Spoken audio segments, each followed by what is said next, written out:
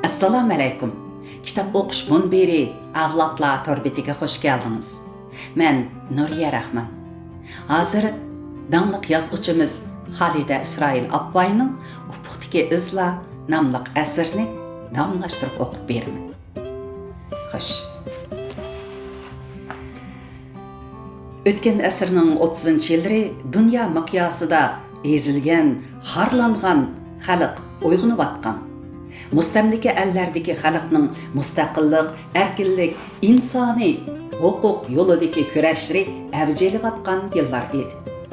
Bo'libmi Turkiya burja milliy inqilobi, Sovet ittifoqining O'rta Osiyo jumhuriyatlaridagi o'zgarishlarning to'lqini, ilg'or fikr, iqimlar Şinjanga yetib kelib, Osiyoning eng ichkarisida zulm va qulluqda, namratlik, qashshoqlik va nodonlik ilkida ingravatgan xalqning nozik sezgisiga ta'sir qilmoqda edi. Otishdagi Akufka Musaboyevlarning yo'l ichishi, yangicha ma'arif, ilm-fan orqali xalqni uyg'otishdek ulug' ishqa barliqini beg'ishlagan sarxil kishilarimiz. Esil o'g'lonlarimizning boshlamchiligi bilan kishilar orasida yangicha ma'arifga, ilm-fanga intiladigan xohish avj olgan. Taraqqiyparvar boylar o'z bolalari qatorida nomrodlarning bolalarini o'qitadigan, chet ellarga o'qishga chiqaradigan, yangi maktablarni quradigan yuzlanish barliqqa kelgan edi. Şingsayning Kompartiya bilan Sovet ittifoqi bilan birlashish siyosatining turtqisida O'rta Osiyo ellaridagi ba'zi ilg'or fikrlik zotlar, u yerlarda o'qigan ilg'or ziyodilar, ular bilan birga u yerlarning yangicha ma'arif andizisi, darsliklari, kitob, gazet, jurnallari Şinjanga ko'plab eqib kirishga boshlagan edi. Mashhur olim, siyosiy, ma'arifchi Abduqodir Damollamning inson nima sababdan xor va zabun bo'ladi? Ikki sababdan. Biri nodonlik, yana biri ittifoqsizlikdan. Izzat, obro'y va kuch nadan keladi? Bilim ma'rifatdan va ittifoqlikdan keladi degandek mashhur so'zlari ayni zamondagi oz to'la ko'zi ichilib qolgan har bir Uyg'ur kishisini o'yga, hayajonga selib qo'ygan edi. Uning ustiga Qumul, Turpan dehqonlari qo'zg'olonlari ana diyorimizning har qaysi joylarida, jumladan Janubiy Şinjangda ko'tarilgan xalqning zulmga, tengsizlikka qarshi kurashlarining ta'siri hamma yerni qoplagan edi. Yapchan bozori Janubiy Şinjang yo'lidagi muhim qatnash tuguni bo'lganlikdan to'p-to'p cheriklar, qo'zg'olonchi qo'shinlar yo'ldan to'xtamay o'tib turadi. Yoki bu yerda parch-purat janglarmi bo'lib turadi. Mahalla, yo'l boylarida, ko'rik boshlarida kishilar to'p-to'p bo'lishib, ana shunday xabarlarni so'zlashadi. Bir-biriga yetkazishadi. Ular qandaqdir cho'ng bir o'zgarish bo'lishini kutishadi. Ammo u o'zgarishning nimaligini tasavvur qilish olmaydi. U yer bu yerdan kelgan, yurt ko'rgan kishilarning boshqa yurt, boshqa el, dunyo to'g'risidagi gap so'zlarini gumon orlash, qiziqish ichida anglashadi. Masjid kirganda bo'lsa, yukinib o'ltirib, mollalarning vaz nasihatini anglab, ana shunday imonsiz dahrilarning so'zini anglag'iniga pushaymon qilishadi. U yillarda chet elga chiqib ketganiga nihoyat uzoq bo'lgan To'xtag'in ismli tog'am, onam va uning 3 singlisining birdan-bir enisi chet eldan qaytib keldi. Oqseriq, egiz bo'y, ko'k ko'z kelgan bu tog'am ruslarning yurtidan gullik chet, o'tik, kallak qand, romal qatorliq narsalarni olg'ash kelib qolmay, Sovetlar ittifoqi zaminida yuz bergan o'zgarishlar, urushlar, Lenin, Stalin degan ajoyib odamlar to'g'risida bakmi qiziqarliq yangiliklarni elib kelgan edi.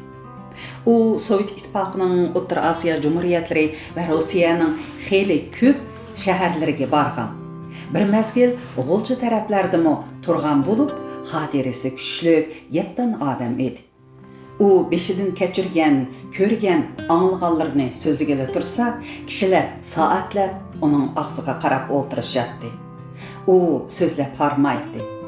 Sovet İttifaqida boy, pomishchik kapitalistlarning hukumati ag'dirilib, boylarning yer zamini, boyliqlari kambag'allarga taqsim qilib berilganligini zo'q-sho'q bilan so'zlab atganda, dadamga o'xshash qo'l ilkidi bor dehqonlar xalqning halol ishlab topgan mol dunyosini elib olgan hukumatni adil hukumat degili bo'lamdi.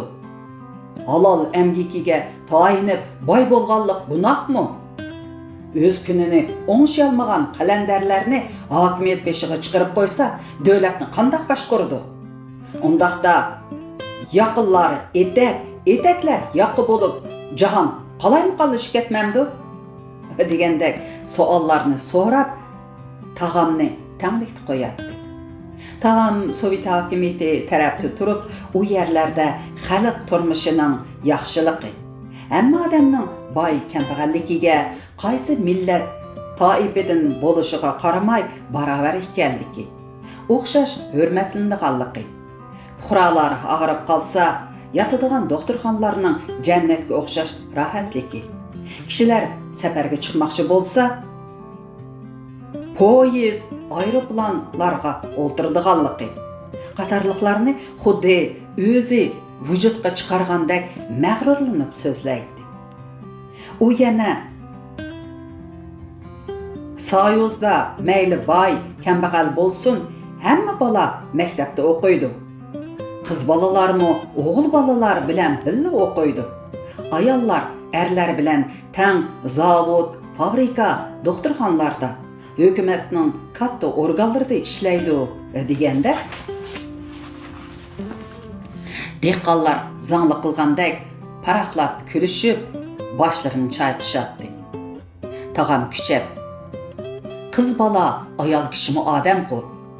Qarab turinglar, Mavi Salimxon o'qib cho'ng bo'lganda shundoq bir odam bo'lib chiqadi-ki, hammanglar og'zinglarni ichib qolasizlar, deydi. Keyingi vaqtlarda men tag'amning shu so'zlarini talay qitim ixtiyorsiz esimga elib, hayotning sirliqligi, inson taqdirining tasavvurlarga boyligi haqida cho'nqur xayollarga cho'mgan edim.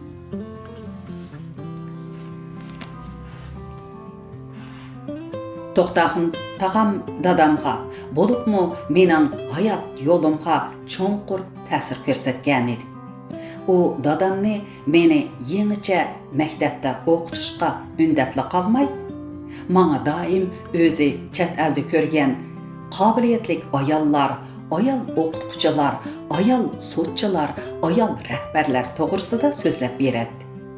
Ularning qo'ltiqiga papka qistirib, yo'lda qanday qadam tashlab mangdiganligini do'rab ko'rsatdi. Arqadan meni shundoq mangdirib, o'zi kaynimdan zo'qlanib kulib ketadi. Mening qalbimdagi hamma odam barobar bo'lgan, ayollarmi erlardek huquqli bo'lgan jamiyatga, Sovet ittifoqiga bo'lgan dastlabki e'tiqodim ana shu mezgillarda bog'langan edi. U yana dadamga G'ulja, Atush qatorliq joylarda puli bor davlatman kishilarning yangicha maktab ichib, o'zining bolalari va kambag'allarning bolalarini o'qitayotganligini so'zlab berib, unimi shu yo'lda menishga da'vat qiladi. Amaliyotda bu dadamning uzoqdan buyangi orzusi edi. Qo'lidan ketman tushmaydigan dadam qaramoqqa kam so'z, dunyoning ishlariga ancha aralashib ketmaydiganda ko'rinsimi, xeyli cho'nqur va atrofli ko'zitish, fikr qilish iqtidoriga ega odam edi. O'zi to'g'ri topgan ishni butun kuchi bilan amalga oshirishga tirishadi va bu yo'lda hech narsasini aymaydi.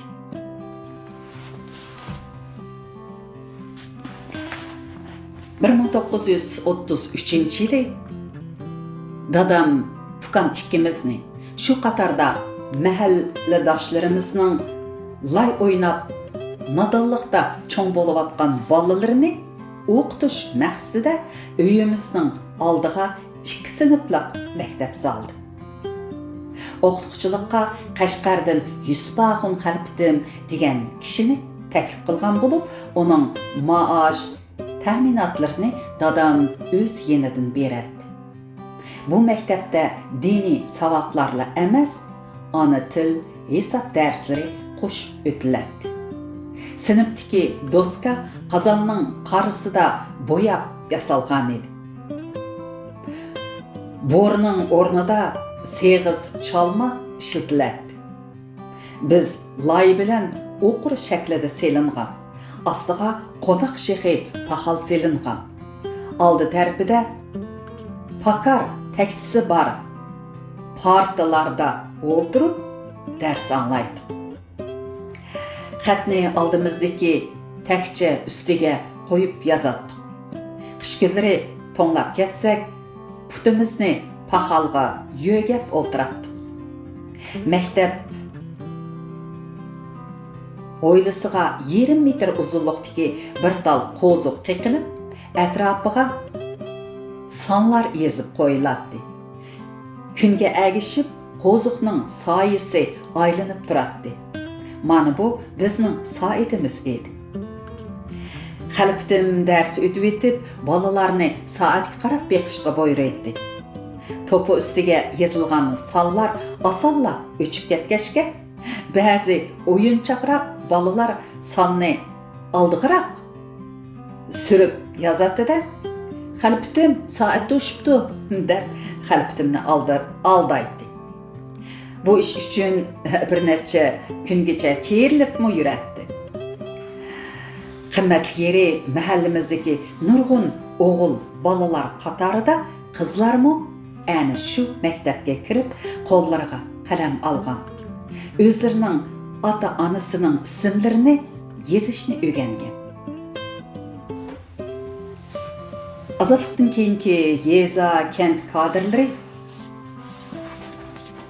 dal ashu maktabda o'qiganlar arasidan chiqqan edi.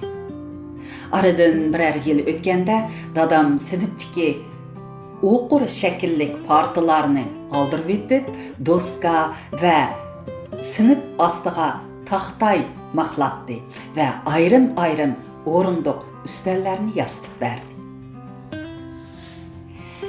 Dadamning yangicha maktab selishi boshdan tartibla yurtdagi mutaassib, johil mollalarning qarshiligiga uchrab kelgan edi.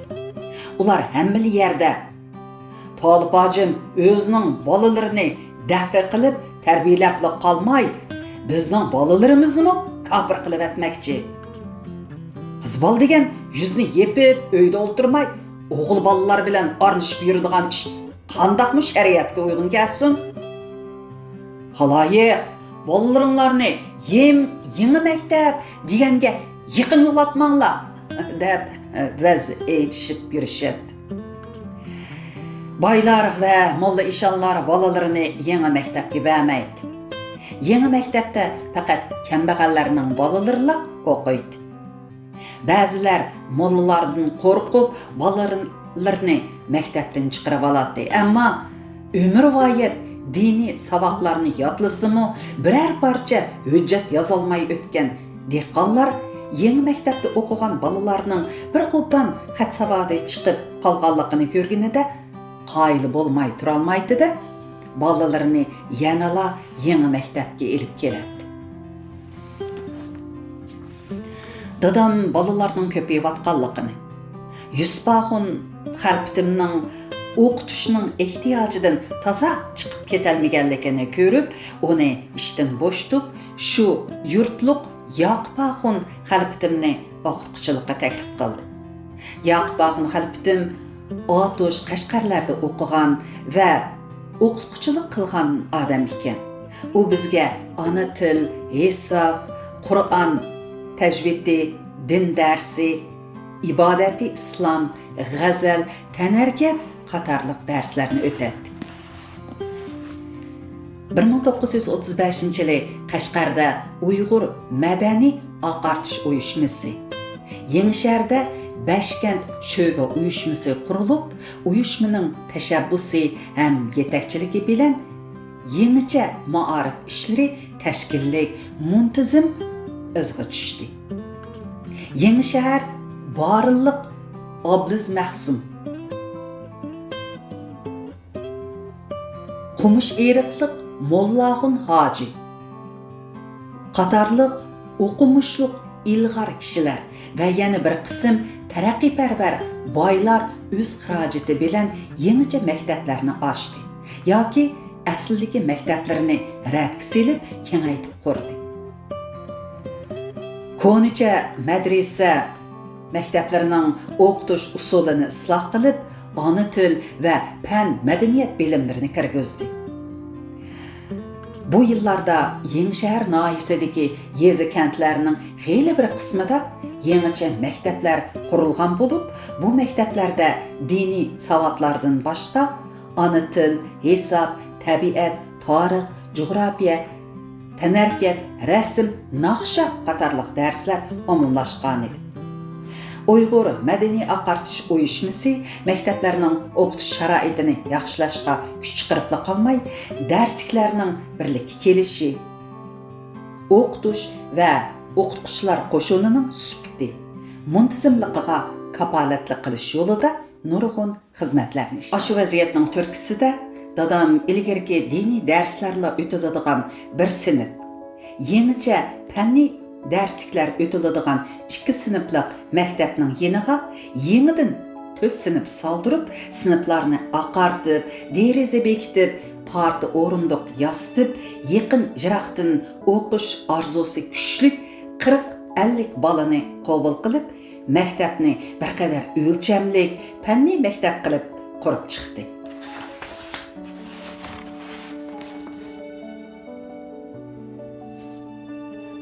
Uyg'ur uyushmasining yordamida Qashqardan kuchli xil o'qituvchilarni taklif qilib keltirdi. Ularning ichidagi biri balkim Istanbulda o'qigan odam bo'lsa kerak, kishilar uni Istanbuldan kelgan muallim deyishyapti.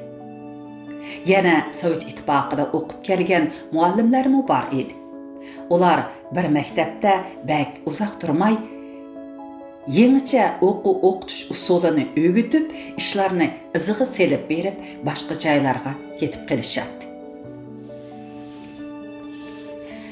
Men mahallamizdagi ashu maktabda Qur'on, hadis, ilmiy najvid, aqoid qatorliq diniy ilmlarni, klassik asarlarni pishiq egilab qolmay, boshlang'ich saviyadagi fanniy bilimlarni pishiq egilagan edi. Kishilar Talib hojimning qizi xat deganni sharildab o'qiydi ekan, ham yozadi ekan deb hayron qilishadi. Muallimlar yangicha o'qitishni tashviq qilib so'zlaganda doim meni misolga elib, menga xat o'qitib, yozdirib ko'rsatdi. Meni ba'zida qiz o'quvchilarga dars o'tkazib salatdi. O'zimmi yuraklik ovozim yangroq bo'lganlikdan bolalarni ba'zi muallimlardan obdanroq boshqaratdim.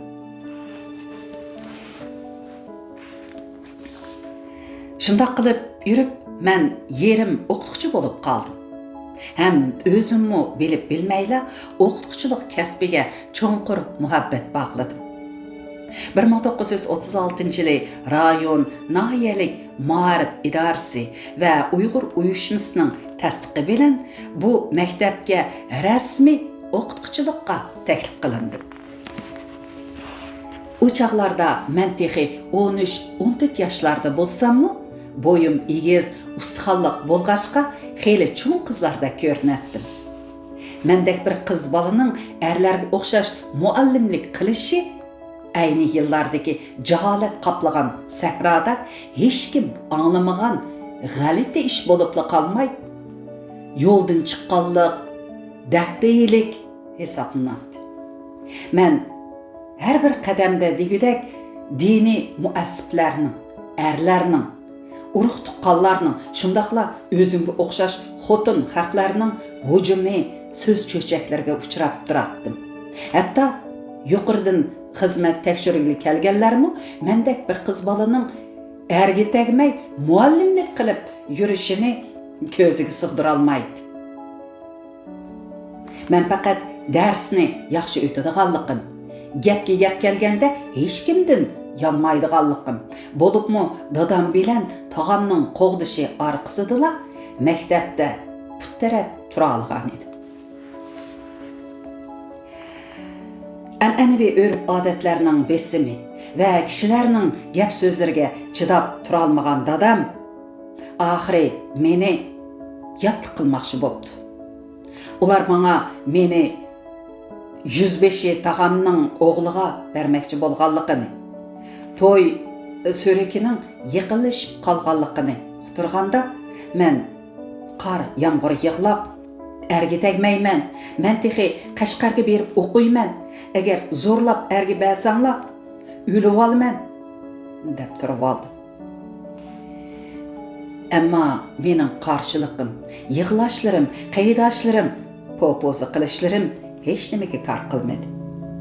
Oxiri mening to'yim bo'ldi. Yaqin yiroqdan nihoyatda ko'p mehmon chaqirilib, qo'y kalalar so'yildi. Oqshimi erlar meni gelamga selib, tag'amlarning ishga oldiga elib keldi.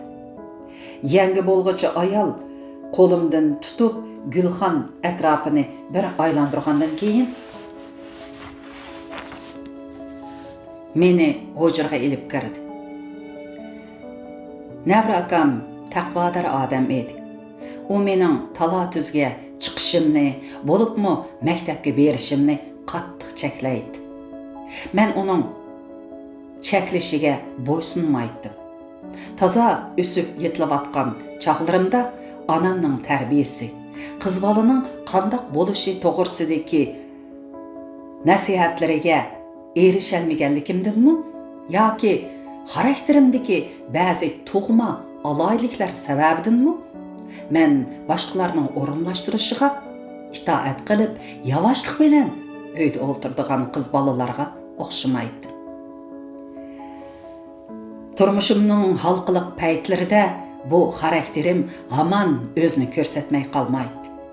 Xuddi donolar xarakter taqdir demakdir deb aytgandek, mening tavakkulchilikka boy, agri to'qay kechirmishimni ashu o'zgacha xarakterim belgilagan edi.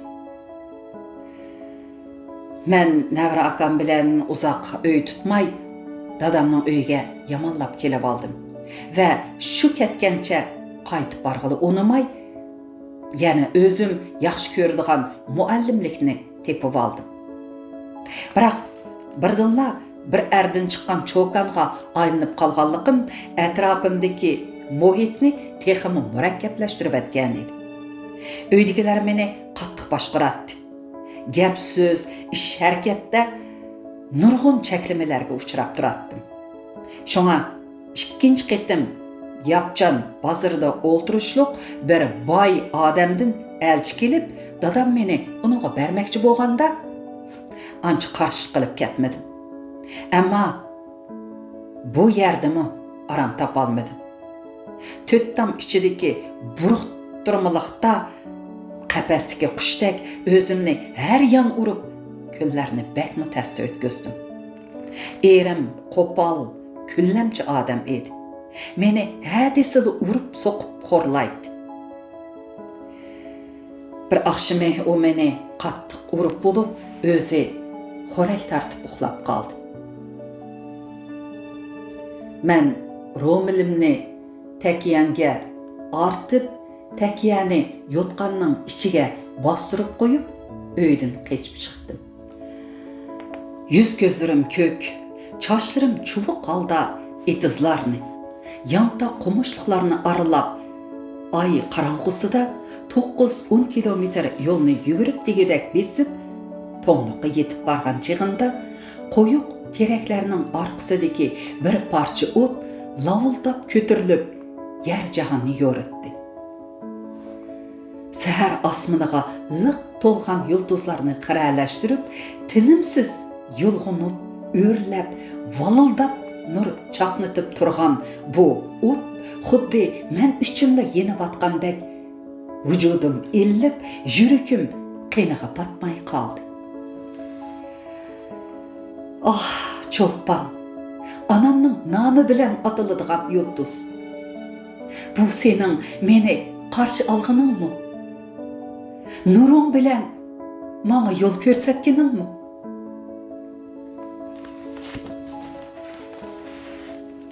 Dadam ishikni bana öz içip berdi. Men dadamni körüp de yığılıb etdim. Dada, men sana hiç qandaq iğirçiliqimni salmay, muallimlik qilib jenimni baqay. Meni qo'g'lamag'in jenim dada. Dadam chiroyimga sinchilab qarab, gap so'z qilmadi. Biroq u shuningdan keyin meni erga tegishga zo'rlamadi. Xuddi shu kechasi teraklarning orqasidan ko'tarilgan o'tning bir parchasi yuragimga o'rnashib qolgandek edi. U o'tni hech kim, hech qandaq narsa o'chira olmaydi. Balalarning arsida, do'stga oldida ashu g'uborsiz qalblarga bir inson egilashga tegishlik eng aqalli savatlarni singdirayotgan chog'larim mening eng baxtli chog'larim edi. Bundaq chog'larda qalbim ishonch va kuchga to'ladi. Ko'zlarim nurlanib, ovozim boshqacha yangrab, so'zlarim vaznlik bo'lib ketadi. Shu yillarda Yapjanni o'z ichiga olgan Bashkent, ya'ni Yapjandan boshqa Armudun, Harab, Aral, Yangi Avad qatorliq yezi kentlarni o'z ichiga oladi. Bashkent rayonluq Uyg'ur madaniy aqartish sho'ba uyushmasiga yangidan bir ilmiy mudir keldi. U 25-26 yoshlarga kirgan, egiz bo'y, so'zunchoq yuz, qashiri qapqara kelgan odam edi. Odatda yapchanliqlarga o'xshash uzun chapan kiymay, qisqa paxtliq chapan, ko'nroq doppa yoki quloqcha kiyib yuradi. Kishilar uni Isroil apandi deyishadi. Atishdan kelgan Qolt quyruq apandi, Jadid muallim deyishadiganlar mı bor edi. U nihoyatda gapdan, munozirchi ham bak tuz so'zlik bo'lganlikdan muassib bak hojam, molla ishonlari bilan ko'p munozirlashadi va ularni osonla lat qilib qo'yadi. U ashundaq kishilarga qilchi yuz xotira qilmay, sizlar dehqonlarning maktabda o'qib ko'zi ichilib qelishidan, sizlarning haqiqiy abdi bashranglarni tushunib qelishidan qo'rqsizlar. Shunga yangi maktabga, muallimlarga o'shmanlik qilasizlar. Ammo har qancha qilsanglarmi, tarixni orqaga yondira olmaysizlar. O'qish, ma'rifat egallash zamonning talabi, deydi. U hamma yerda qatrab yurib, xalqning ko'zini bo'yab aldamchilik, qiziqlik bilan jon boqadigan Daxan, Baxshi, Pir avliyolarga qattiq nafratlanadi. Abduqodir Damollaning Atosh, Qashqarlarda ashundaq kishilarning hiyla nayrangini pash qilib, xalqni tarbiyalaganligidek ishlarini, so'zlarini misolga elib, dehqonlarni ularga ishonmaslikka undaydi. Shunga muttaassib bak hocalar, mollalar, baxshi, daxallar onunğa tishtirnig'icha o'shmanlik qiladi. Ammo onunğa cheqilishga petin olmaydi. Bo'yi 1 metr 90 santimetrdan oshadigan yosh ham qovul bu apandi non selingan xurjun bilan qapoqni mo'rsiga selib, 5 yezining qumluq, jangal, qumushliqlarini piyoda besib, maktablarni tekshiradi, masalalarni hal qiladi. Sinflarga kirib, dars anglab, o'qituvchilarga yo'l ko'rsatadi. Qashqar atuşdan darsliklarni elib kelib, o'z qo'lida ko'chirib, ko'paytib maktablarga tarqatdi. Bir qitim u to'nliqqa kelib, mening sinfimga kirib darsimni olgandan keyin "Barakallah xonim. Xonim qizlarimizning ichidan moshundaq bir yaxshi muallim bo'lib yetishib chiqibdilar. Texmo dadillik bilan ishlaversizlar" deb meni ilhomlantirdi. Keyin u tog'am bilan dadamga "Salimaxon, xeyli o'qituvchilardanmi yaramliq ekan. Uni bak cheklimay, mayliga qo'yib beringlar. O'qituvchilik nomus ish emas. Bo'lsa, Qashqarga avatib o'qitinglar" deb ko'p nasihat qilgan ekan. U yana rayon, nahiya, Qashqardagi ma'arif tarmoqlariga, Uyg'ur madaniy aqartish uyushmasiga mening ahvolimni tonishtirgan, ularning oldida mening ko'p ta'rifimni qilgan ekan. Amaliyotda shu davrdagi ko'p sonliq kishilarning nazarida o'qituvchilik nomus ish hisoblanadi. Kishilar yangi maktabda o'qigan, muallimlik qiladigan xotin-qizlarga, hatto erlarga haqorat ko'zda qarashyapti. Bu ayni davrdagi mutaassib diniy hukmronlarning va feodal kuchlarning qarashi bo'lib, hamma ishda ularning og'ziga boqadigan nadan xalq qarg'ularcha ularga agishib, yangicha maktablarni, muallimlarni, ma'rifatparvar kishilarni qarg'aydi. Maktab uchun elindigan o'shrini topshirig'ini o'damaydi, ham ularning ishlariga xilma-xil to'salg'u, o'ngishsizliklarni keltiradi.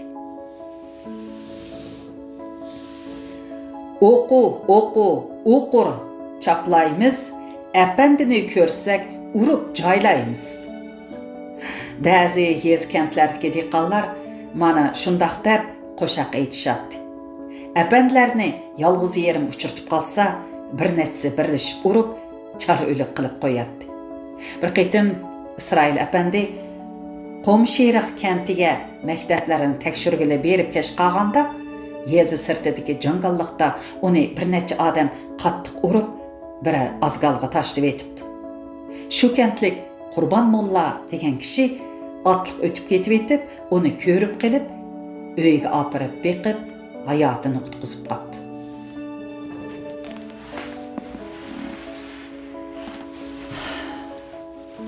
Ayni davrda yuqori tabiqa kishilari orasida va dehqonlar ichida ma'arifni, yangilikni qo'llaydigan, uningga jon teni bilan berilgan kishilarmi oz emas edi. Yapcan Basar jamasidagi Xetib axunum, Baxti Mubti axunum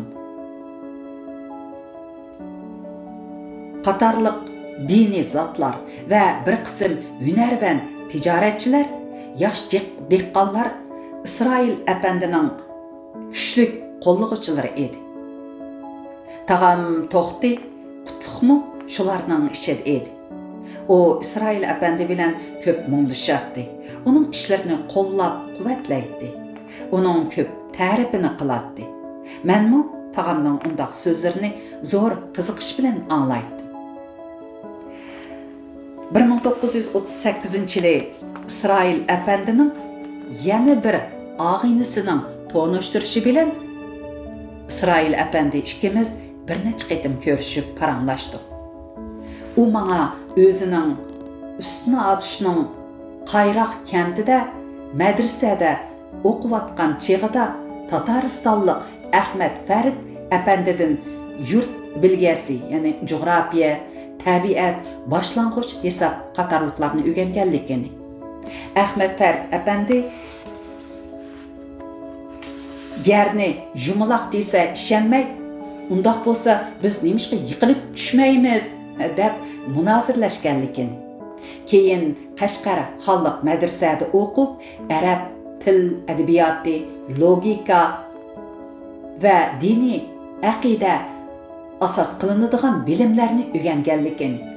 Maktab bitkizgandan keyin yurtida dehqonchilik bilan shug'ullanish jarayonida Rossiyada o'qib kelgan İslam əpəndi, Mollabaq əpəndi və atüşdəki yenilik tərəfdarlarından bolğan Yaqub Damollam Rəhmətullah akalarının təsirinə uçrab, Tatar alimlərinin, cümlədən Musa Carullah'ın Dini və İctimai Məsələlər degan kitabını, Abduqadir Damollamның Təshilil Hesab degan kitaplarını pishiq o'qiganligini, bir mezgil Torg'at tog'larida u yerdagi qirg'iz bolalarni o'qitganligini, bu jarayonda chegaradan o'tgan kishilar bilan tanishib, ulardan kitob material keltirib o'qib, bilim va nazar doirasini kengaytganligini, 1934-yili qayroqliq ma'rifatparvar zot Yaqub Damolla Qashqarda ichilgan birinchi navbatlik Darul Mualliminda o'qishga avatgan 5 bolaning birisi bo'lib, o'qib, bu maktabni a'lo natija bilan bitkazganligini so'zlab bergan edi.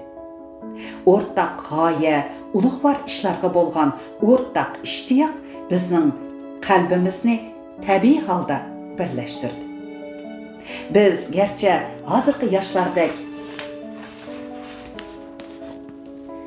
erkin muhabbatlashish imkoniyatiga ega bo'lolmasakmi, xufiyona holda taqdirimizni bir-biriga bog'lash qaroriga keldik. Bu ishdan xabar topgan dadam mening Yalangto'sh apandi bilan to'y qilishimga qat'iy qo'shilmadi.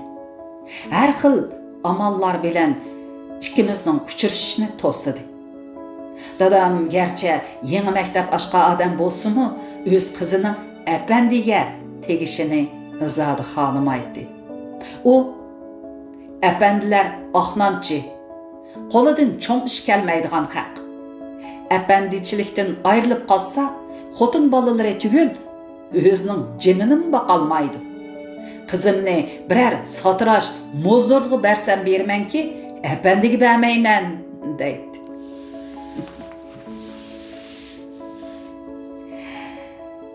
Bu ishdan xabar topgan yurtdagi mutaassib kishilarmi? Mana, obdan bo'ldimi? Ayollar orlashib, gunohliq ishlar bilan mashg'ul bo'lib yursa, oqibati mana mushundaq bo'ladi. Tal bojimdek odam boshdilar maktab ochaman deb kupurlik qilmasligi, qizini uydan talog'i chiqarmay ching tutishi lozim edi deyishdi. Yeni ma'rifga, o'qituvchilarga tirnog'icha o'shmanlik qilib yurgan kishilar buni İsrail apandini ko'zdan yo'qotishning obdan fursati deb belishdi. Beshkent rayonidagi 30 necha bek, qozi, mollalar birlashib İsrail apandining ustidan Yeni shahardagi Silinbuga va Qashqardagi ma'rif o'rinlarga yo'qilan batnomlar bilan arz qildi. 1939-yili İsrail apandi xizmatidan ayrilib, yurtiga qaytib ketdi.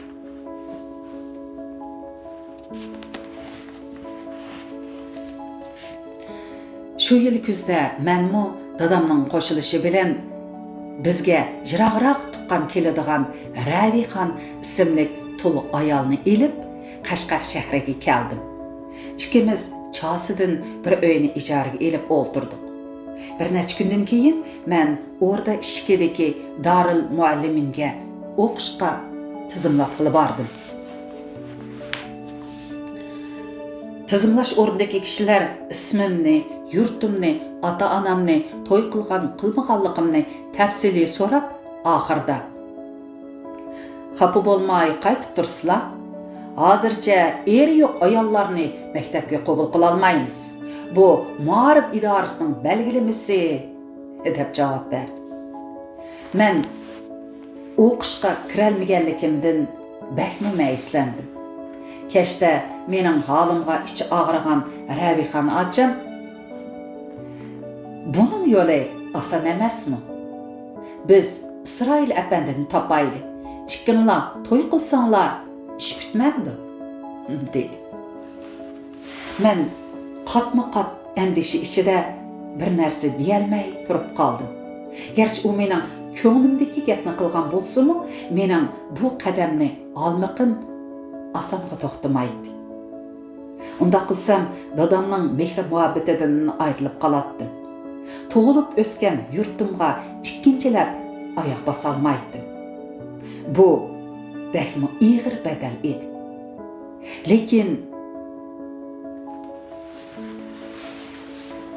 men ko'p ikkilanishdan keyin oxiri bir qarorga keldim.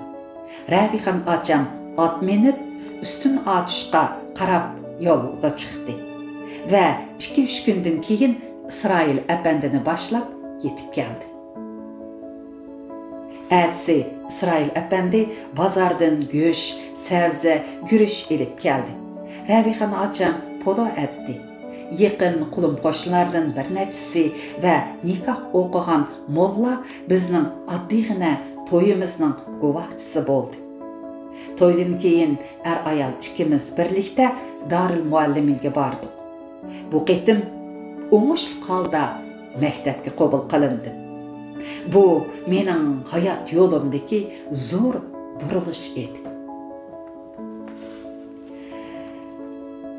Anjan rastisidagi 5 sinflik qiz cho'kallar Darul Muallimini mening nazarimda eng muqaddas joy edi. Men kesakdan silingan bu oddiy uylarda Qashqar,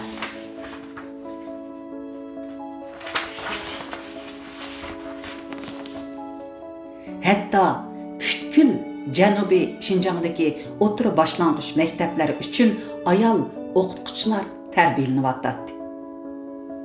O chaqda ushshoq gullik tegi oqchit ko'nglak, qora tovar jelitgan, beshimda seriq marjon do'ppa, tum-tum 2 o'rim chechimning biri orqamda, biri oldimda hayajon bilan maktab qo'rosi qadam qo'yganim Tünöginki ishtakli esimdi.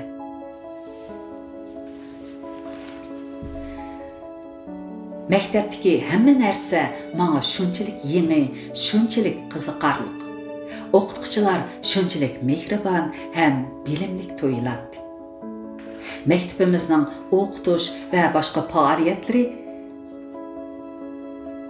Nazarbog'dagi Darul Mualliminning bir tutash rahbarligida bo'lib, Darul Mualliminga Aziza Kerim ismli chiroyli bir xonim ilmiy mudir edi. O'qituvchilarimizning ichida Toshkentda o'qib kelganlari ko'proq edi. Habibulla Musa Hajiyev, Suzuk Hajiyev, Tursun Eli qatorliqlar shu chog'dagi dangliq o'qituvchilar bo'lib, ularning vujudida tarbiya ko'rgan bilimlik kishilarga xos alohidlik gavlanib turadi. Ularning ko'p qismi yarishimliq shim kostyum kiyib, galstuk taqib, pokiz ratlik kiyinadi. Yurish-turishda madaniy qoidlik edi. Bizga pokiz ratlik kiyinishni, yo'l menish, o'ltirish, qo'pish, boshqalar bilan aloqalashishda adab qoidlik, durust bo'lishni o'rgatdi. Ularning ta'limlari qalbimizdan cho'nqur o'rin olgan bo'lib, bizmi keyingi hayotimizda o'quvchilarimiz va farzandlarimizga ana shunday talab qo'ygan edi. Bizga tabiat, hisob, ona til, jug'rofiya, fizika, ximiyadan boshqa Şinjan tarixi, islom tarixi, rus tili yoki xanzu tili, din, tantarbiya, husnixat qatorliq darslar o'tiladi. Odatda hech qanday darslik kitob tarqitilmasimi?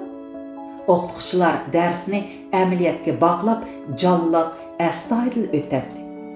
O'quvchilarning o'rganish qizg'inligi intayin yuqori edi. O'qituvchilarning qalbida millatning ma'arif ishlariga nisbatan ichidan qaynab chiqqan o'tdek muhabbat va fidokorlik bor edi. O'quvchilar bo'lsa xuddi parvonlardek ashu o'tqa butun vujudi bilan intiladi. Qiz cho'kallar Darul Mualliminning o'quvchilariga o'tiladigan yana alohida dars bor edi. U xalqaro ayollar ozodlik harakatiga oid dars bo'lib, bu darsni Kompartiya a'zosi o'tadi. Xanzu muallimning darsini Roza Hoji ismli bir tarjimon tarjim qilib beradi. Xu apandi buningdan ko'p yillar ilgari Amerikaning Chicago shahridagi ishchi ayollarning tashkillanib o'z ozodligi, barobarligini qo'lga keltirish yo'lida qanday kurashganligi, butun dunyo ayollarining bu harakatni qanday qo'llaganligi, ayollar ozodlik harakatining dunyoning har qaysi joylarida, bo'libmi taraqqiy qilgan ellarda heli pasiyib, heli yuqori dolqinga ko'tarilib kelganligi, ayollarning haqiqiy ozodligi va barobarligi faqat Sovet ittifoqida amalga oshganligi to'g'riliq nihoyat ta'sirli so'zlaydi. Bu dars qiz cho'kan o'quvchilarni bakmu ilhomlantiradi. Ularning qiziqish, hayajonlariga andisha va qo'rqish aralashib ketadi. Asrlar mobaynida orqa hoylar, qorong'u uylarda diniy va an'anaviy urf-odatlarga, dadalari, aka-inalari, erlarining boshqurishiga itoatmanlik bilan bo'ysunib yashab kelgan bu mazlumlar uchun bu gaplar 7 qat osmonning nersidagi ishlar edi.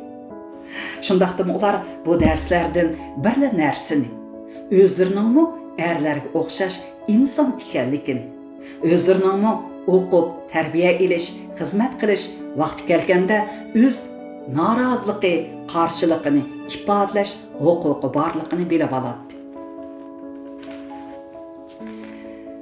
Qizlar Darul Mualliminidagi jo'shqin ilmiy kayfiyat, qaynoq inqilobiy faoliyatlar mening bilim ilish va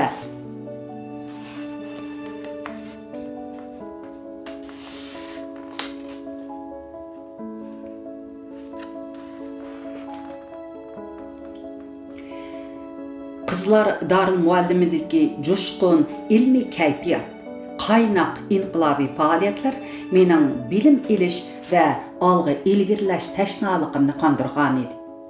Men tasdi kelgan bu fursatni qadrlab, butun kuchim bilan tirishib o'qidim. Maktab tashkillagan faoliyatlarga aktiv qatnashdim. Ana shundoq qizg'inlik va jiddiylik ichida uydan ayrilganimga hash-pashdigicha bir yil bo'lib qoldi. Bu jarayonda tag'am va boshqa tuqqanlar bizni yo'qlab keldi. Ular menga dadamning pat-pat og'rib qoladiganligini, enimni haddidan ziyoda erki cho'ng qilib qo'yib, endi boshqara olmayotganligini, Savut akam, Harimxon achamlarimi o'ylik o'chaqliq bo'lib ketganlikdan dadamning yolg'izlik tartib qilayotganligini deb beradi.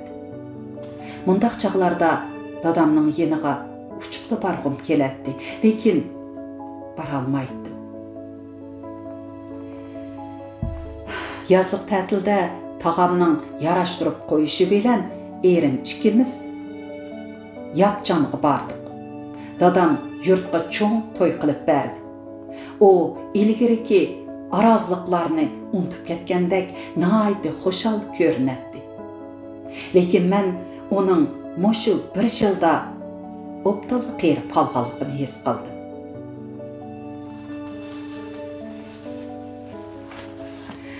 Xo'sh, bugun mushagicha o'qiyli, davomini kelar qitim o'qib beraman. Oxirda o'zingizlarga bir videoni sunaman, bir 8-9 minutlar atrofida. Bu o'tganda Janvada Nur bayrami bo'lganda qizim bilan billa aylanib tartgan ko'rinishlar. Xayr xo'sh, kelar qitimliq kitob o'qish munberimizni ko'rishaylik. Xayr xo'sh, aman bo'laylik.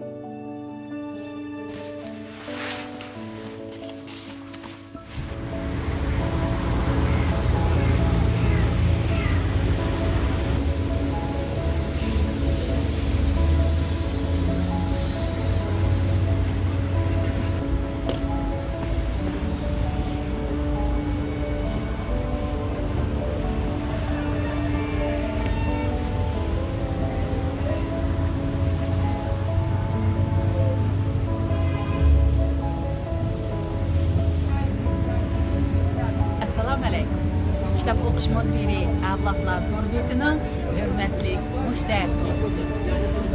Bugun men qizim Dilfuruz bilan birga Janba ko'li bo'yida. Bugun bu yerda Janda nur bayrami bo'layotdi. Janda ko'li bo'yidagi Angliz bog'chisidan tortib, yana bir tarafgacha butun o'sha ko'lning bo'yini bo'ylab chiroyli nurlarni, har xil chiroqlarni bekitib etibdi. İnsan aql parasının javri bo'lgan bu güzelliklerden kitap o'qishman berimizdagi qarindoshlarni ham bahramand qilishni loyiq qildik. Qanamisa biz bilan birga aylanaylik.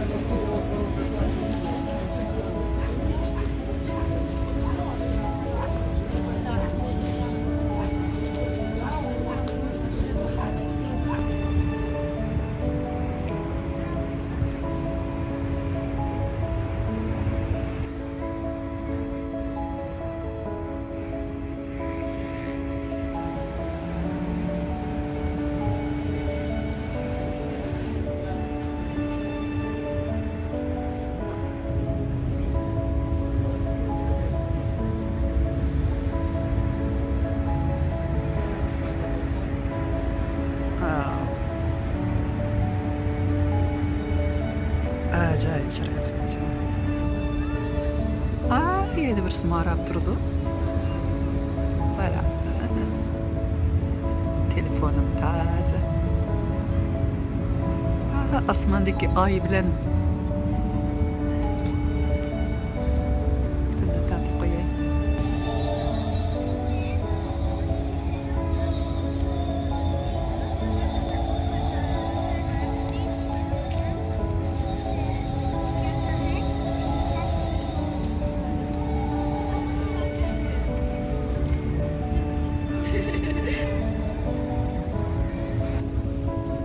Yemiken balam bu?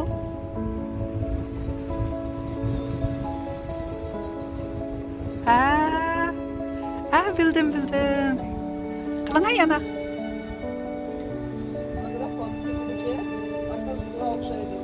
Ana bo'ldi. Mayaqdan atrofga signal avatdi ekansizda. İnsanlar bek aqlli balam.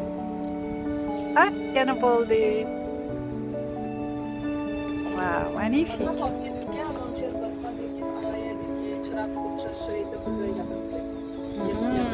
Magnifique.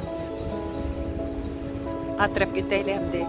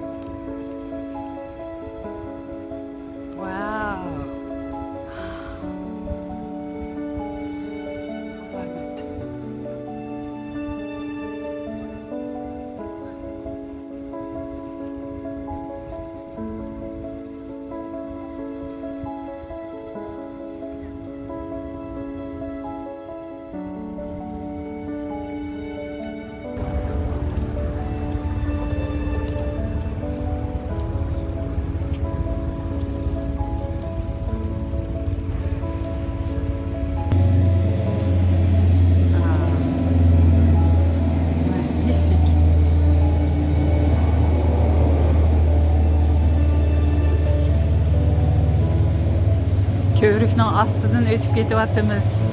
Su üstü köprüge.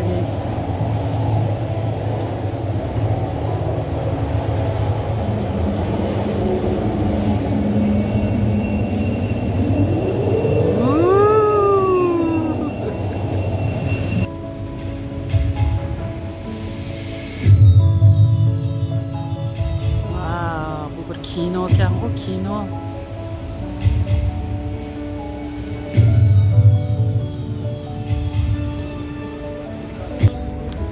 Voilà, Festival de Lumière. Bayraklardan tatip bağmanız.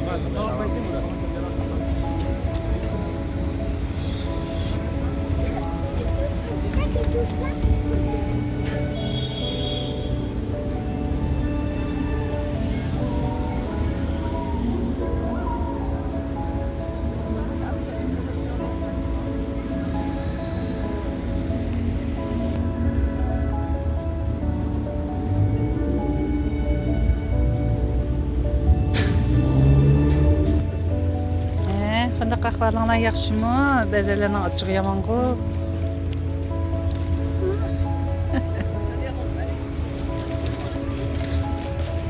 Hammasini qo'qlab ketding-ku sen.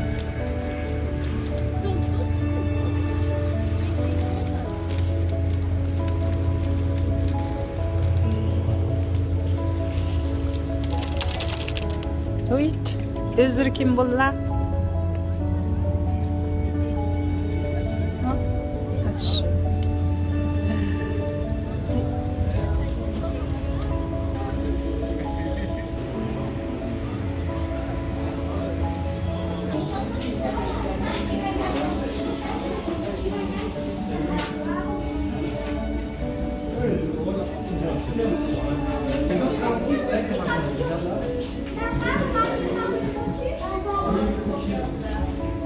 Ah, c'est des germes en fait, c'est-à-dire que. Hürmetlik müşterek kıyırındaşlar. Şunun bilen bütün göl boyuga orunlaştırılgan bu çıraklarını görüp çıktık. Sizlerinin yaktırgan buluşunlarını ümit kılırız. Hava soğuk, elim yaxşı kelin kiyip ekenmiz. Yıllardan beri her kettim eser yoldağa vaxtıda aldığa yoki keyniga kitap okugan vaqtimizda chiroyli manzillardan qo'shib qo'yyapmiz. Vallahi jigrab baqirab yurgan. Shu manzillarni yoqtiryapsizlar. O'zinglarning qimmatli taklif, fikrlaringlarni berishinglarni chin dilimizdan umid qilamiz. Ma'qul amsa kelib ketim ko'rishaylik. Hayr xo'sh.